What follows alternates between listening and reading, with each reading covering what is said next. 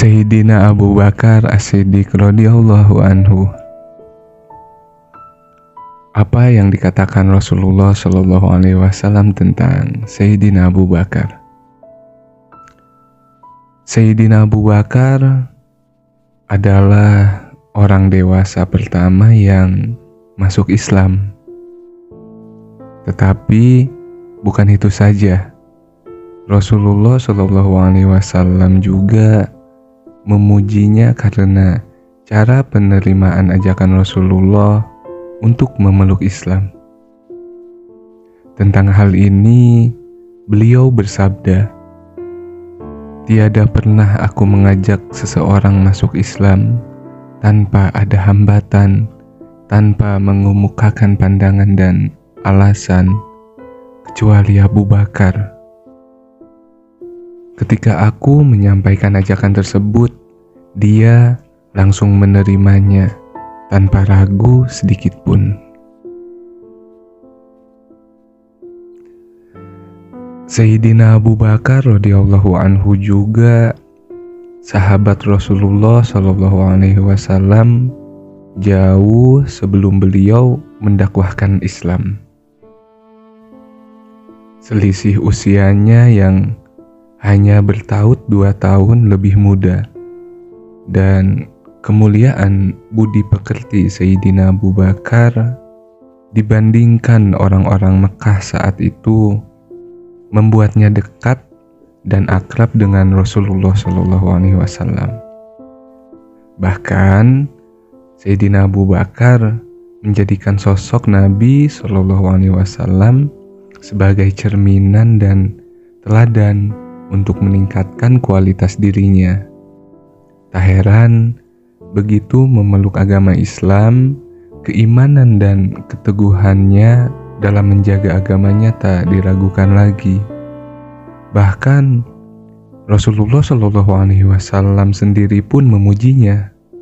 Beliau bersabda tentang dirinya, "Jika ditimbang keimanan Abu Bakar dengan keimanan seluruh umat, akan lebih berat keimanan Abu Bakar."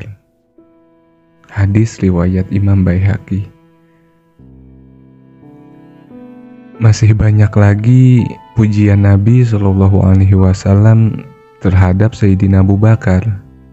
Misalnya, pemimpin jamaah di surga, semua pintu surga akan memanggilnya untuk memasukinya. Orang pertama yang masuk surga dari umat Nabi Shallallahu Alaihi Wasallam. Kegigihan Sayyidina Abu Bakar radhiyallahu anhu dalam menjalankan dan mendakwahkan agamanya. Sayyidina Abu Bakar adalah salah seorang yang sangat dihormati di kalangan orang-orang Makkah. Selain karena kemuliaan budi pekertinya, kejujuran, kecerdasan, kecakapan, berkemauan keras, pemberani dan dermawan, dia juga berasal dari keturunan yang mulia dari bangsa Quraisy. Nasab kedua orang tuanya bertemu dengan nasab Rasulullah Shallallahu Alaihi Wasallam pada Murrah bin Ka'ab, kakeknya. Namun demikian, pilihannya untuk masuk agama Islam membuat orang-orang Mekah mengabaikan kedudukan dan kemuliaannya tersebut. Tidak mudah bagi Sayyidina Abu Bakar untuk menjalankan ibadah sebagaimana sahabat-sahabat yang mula-mula memeluk Islam. Gangguan dan siksaan juga dialaminya.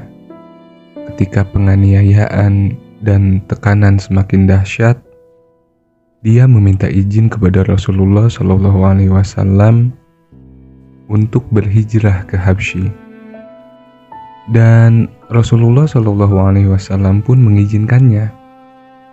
Ketika perjalanannya sampai pada tempat bernama Barkulimat, Sayyidina Abu Bakar radhiyallahu anhu bertemu dengan Ibnu Adagnah, pemimpin suku setempat.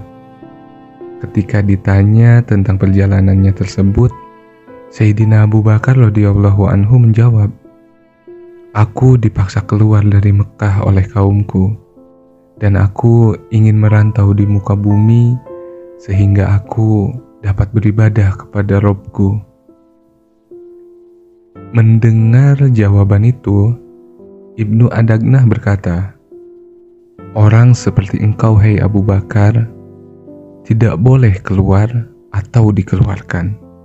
Engkau selalu menolong orang yang miskin, suka bersilaturahim, membantu orang yang sengsara dan lemah, dan menghormati tamu. Aku bersedia menjadi pelindungmu. Kembalilah ke Mekah dan sembahlah Tuhanmu di negerimu." Budaya pelindung atau melindungi adalah budaya yang sangat dihormati di kalangan suku-suku Arab. Begitu seorang yang punya pengaruh menyatakan diri sebagai pelindung bagi seseorang, maka harta, darah, dan kehormatan orang tersebut aman dari gangguan dan siksaan orang-orang sekitarnya. Budaya ini pula yang membantu Nabi Shallallahu Alaihi Wasallam mendakwahkan Islam di tengah penolakan dan permusuhan kaum kafir Quraisy Makkah, karena Abu Thalib menyatakan diri sebagai pelindung Rasulullah Shallallahu Alaihi Wasallam. Begitu Abu Thalib meninggal, Rasulullah Shallallahu Alaihi Wasallam mengalami siksaan dan penghinaan yang tak kalah hebatnya dengan sahabat-sahabat beliau yang lain. Sayyidina Abu Bakar kembali ke Mekah dan Ibnu Adagnah mengumumkan perlindungan yang diberikannya kepada Sayyidina Abu Bakar. Dia melarang siapapun untuk mengganggu Sayyidina Abu Bakar. Orang-orang kafir Quraisy tak berkutik, tetapi mereka mengajukan syarat agar Sayyidina Abu Bakar tidak bersuara keras dalam beribadah karena khawatir kaum wanita dan anak-anak mereka akan terganggu. Ibnu Adagnah dan Sayyidina Abu Bakar menerima persyaratan itu. Sayyidina Abu Bakar mendirikan musola di depan rumahnya. Dia sholat dan membaca Quran di sana. Setiap kali selesai membaca Quran, dia selalu menangis. Hal ini membuat wanita dan anak-anak orang kafir Quraisy jadi tertarik dan mulai terpengaruh dengan apa yang dilakukan Sayyidina Abu Bakar. Kaum kafir Quraisy pun jadi khawatir dan mengadukan ini pada Ibnu Adagnah. Ibnu Adagnah pun mendatangi Sayyidina Abu Bakar dan berkata, "Engkau telah mengetahui perjanjian dengan orang-orang Quraisy. Hendaklah engkau menepati perjanjian itu, atau engkau kembalikan perlindunganku."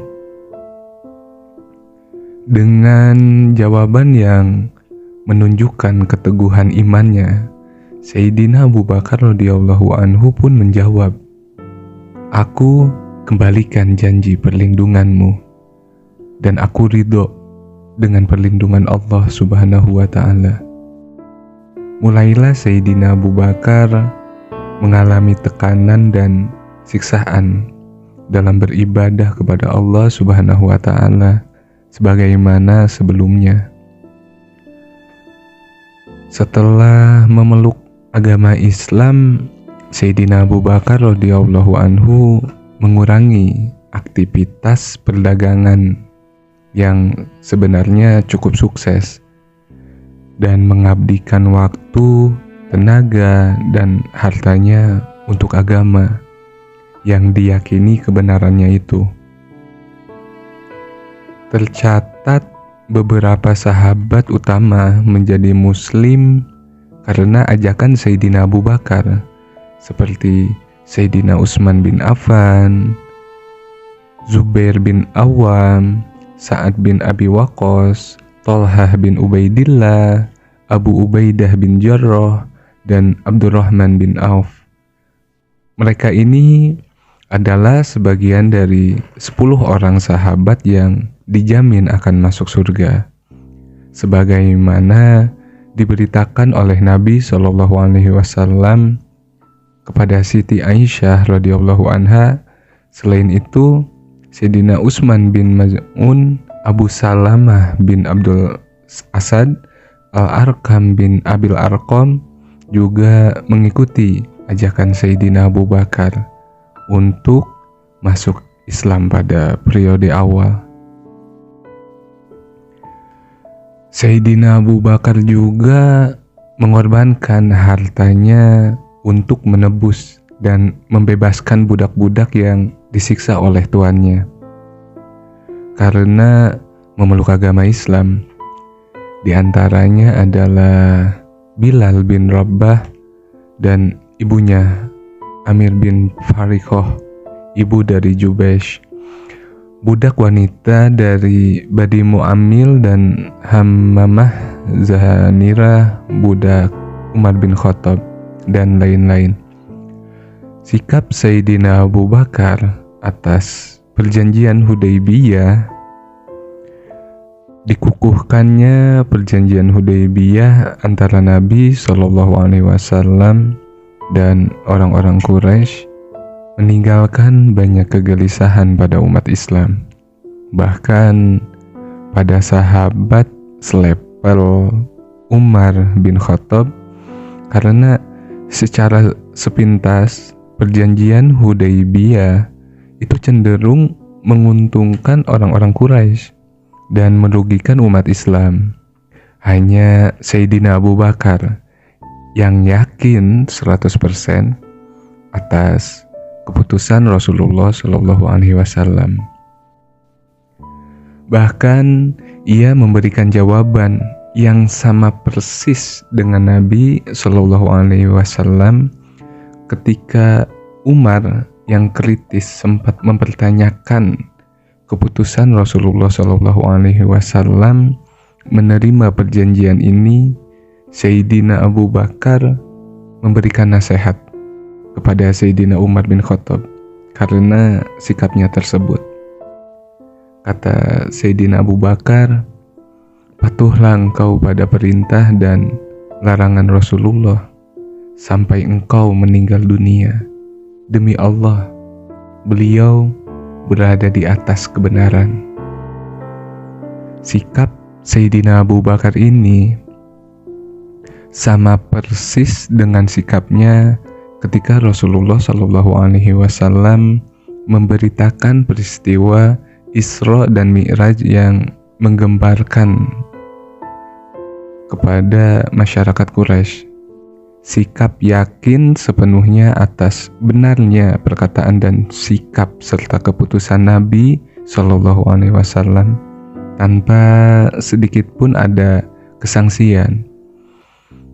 Karena sikapnya pada peristiwa Isra Mi'raj, Sayyidina Abu Bakar digelari Nabi SAW Asy-Syiddiq.